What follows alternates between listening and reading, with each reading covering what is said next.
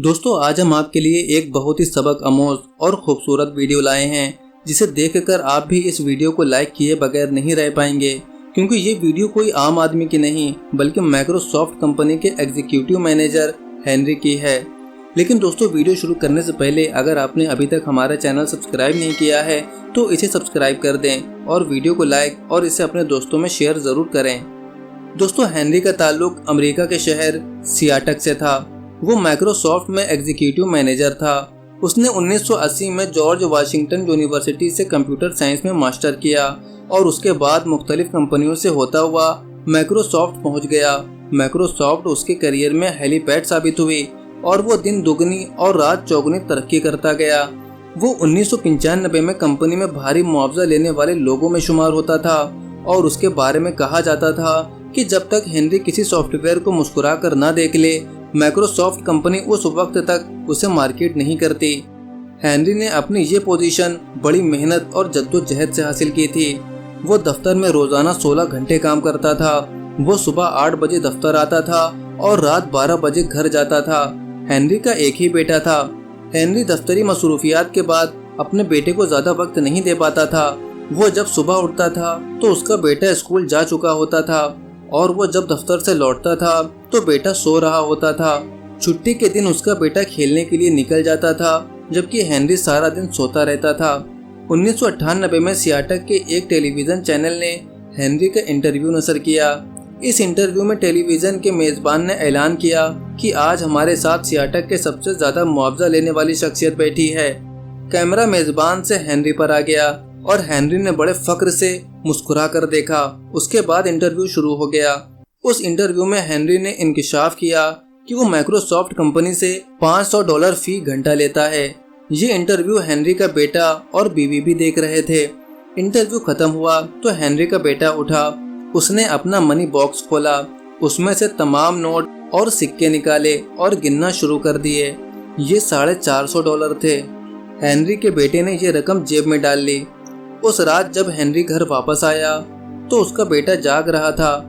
बेटे ने आगे बढ़कर बाप का बैग उठाया। हेनरी ने झुककर बेटे को प्यार किया। बेटे ने बाप को सोफे पर बिठाया और बड़ी आजिज़ी के साथ अर्ज किया, डैडी क्या आप मुझे $50 उधार दे सकते हैं? बाप मुस्कुराया और जेब से $50 निकालकर बोला, क्यों नहीं, मैं अपने बेटे को सारी दौलत दे सकता हूँ। बेटे ने $50 का नोट पकड़ा, जेब से रेजगारी और नोट निकाले। 50 का नोट उसके ऊपर रखा और ये सारी रकम बाप के हाथ पर रख दी। हेनरी हैरत से बेटे को देखने लगा। बेटे ने बाप की आंख में आंख डाली और मुस्कुरा कर बोला, ये $500 हैं। मैं इन $500 से सियाटल के सबसे अमीर वर्कर से 1 घंटा खरीदना चाहता हूँ। हेनरी खामोशी से बेटे की तरफ देखता रहा। बेटा बोला, मैं अपने बाप से सिर्फ 1 घंटा चाहता हूँ। मैं उसे जी भरकर देखना चाहता हूँ। मैं उसे छूना चाहता हूँ। मैं उसे प्यार करना चाहता हूँ। मैं उसकी आवाज़ सुनना चाहता हूँ। मैं उसके साथ हंसना, खेलना और बोलना चाहता हूँ। डैडी क्या आप मुझे 1 घंटा दे देंगे? मैं आपको इसका पूरा मुआवजा दे रहा हूँ। हेनरी की आंखों में आंसू आ गए। उसने बेटे को गले से लगाया और फूट फूट कर रो पड़ा। हेनरी ने 1999 में फैमिली लाइफ के नाम से एक आर्टिकल लिखा।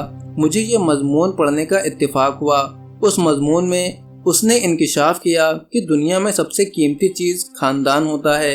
दुनिया में सबसे बड़ी खुशी और सबसे बड़ा इत्मीनान हमारी बीवी और बच्चे होते हैं, लेकिन बदकिस्मती से हम लोग उन्हें सबसे कम वक्त देते हैं। हेनरी का कहना था कि दुनिया में सबसे बड़ी बेवफा चीज़ हमारी नौकरी, हमारा पेशा और हमारा कारोबार होता है।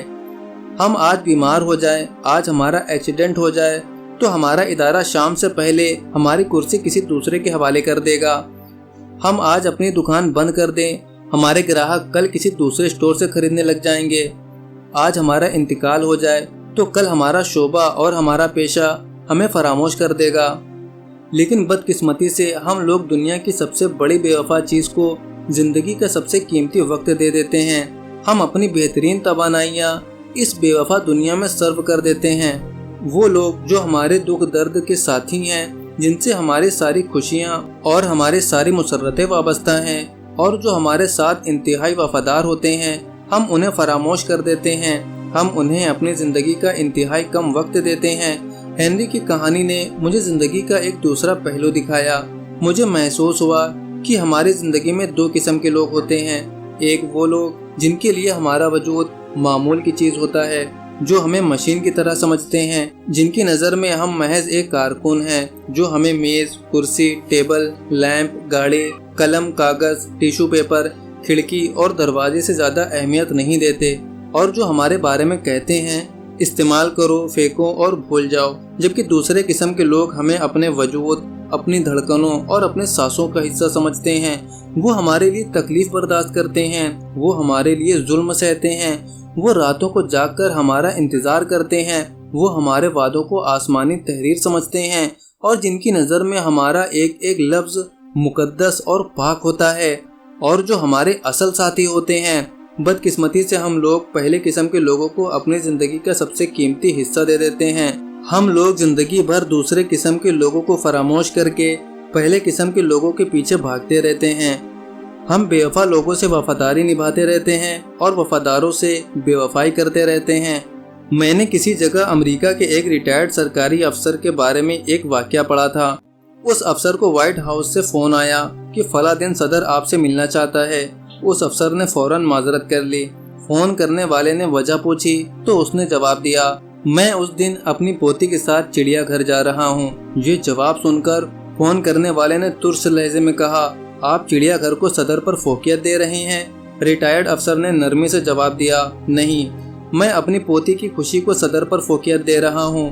फ़ोन करने वाले ने वजाहत चाही तो रिटायर्ड अफसर ने कहा कि मुझे यकीन है मैं ज्यों ही व्हाइट हाउस से बाहर निकलूंगा तो सदर मेरा नाम और मेरी शक्ल तक भूल जाएगा, जबकि मेरी पोती सफ़र को पूरी ज़िंदगी याद रखेगी। मैं घाटे का सौदा क्यों करूं? मैं ये वक्त उस पोती को क्यों ना दूं जो उस दिन उस वक्त मेरी शक्ल और मेरे नाम को पूरी ज़िंदगी याद रखेगी, जो मुझसे मोहब्बत करती है, जो उस दिन के लिए घड़ियां गिन रही है। मैंने जब ये वाकया पढ़ा तो मैंने कुर्सी के साथ टेक लगाई और आंखें बंद करके देर तक सोचता रहा। हम में से 99% लोग जिंदगी भर घाटे का सौदा करते हैं। हम लोग हमेशा उन लोगों को अपनी ज़िंदगी की कीमती तरीन लम्हा दे देते हैं जिनकी नज़र में हमारी कोई औकात, हमारी कोई अहमियत नहीं होती, जिनके लिए हम हो या ना हो कोई फ़र्क नहीं पड़ता, जो हमारी गैर मौजूदगी में हमारे जैसे किसी दूसरे शख्स से काम चला लेते हैं। मैंने सोचा, हम अपने संगदिल बाज को हमेशा अपनी उस बीवी पर फोकियत देते हैं जो हमारे लिए दरवाज़ा खोल ले, हमें गर्म खाना खाने के लिए दे, जो 2 बजे तक जागती रहती है।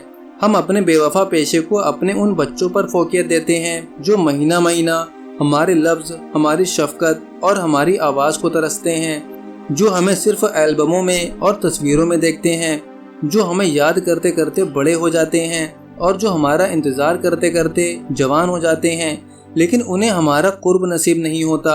हम उन्हें उनका जायज़ वक्त नहीं देते। फिर मैं इस नतीजे पर पहुंचा कि हम सब घाटे का सौदा कर रहे हैं और हम सब घाटे के सौदागर हैं। दोस्तों, बात बिल्कुल ठीक है। हम आज उसकी कदर करते हैं जो हमारी कदर नहीं करता और उसे इज्जत देते हैं जो हमारी इज्जत नहीं करता और अपना कीमती वक्त उसे देते हैं जिसको हमारे होने न होने की कोई परवाह ही नहीं। इसलिए अपना कीमती वक्त अपने प्यारों को दें। हाँ, उनसे वक्त बचे तो किसी दूसरे को दें। सबसे अवलीन तरजीह आपको अपने प्यारों की रखनी चाहिए। उम्मीद करता हूँ वीडियो अच्छी लगी होगी।